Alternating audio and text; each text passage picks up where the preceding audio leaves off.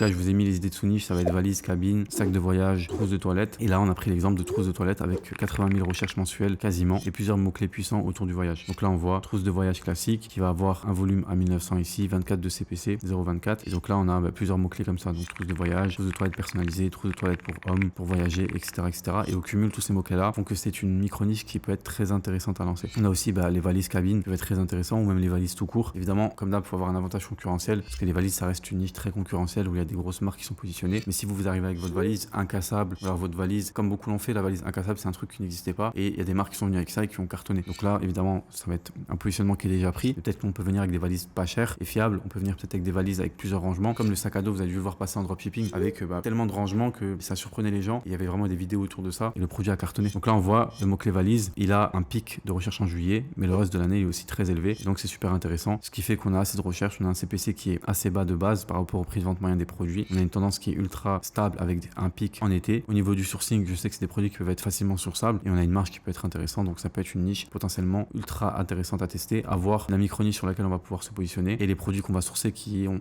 aussi leur importance.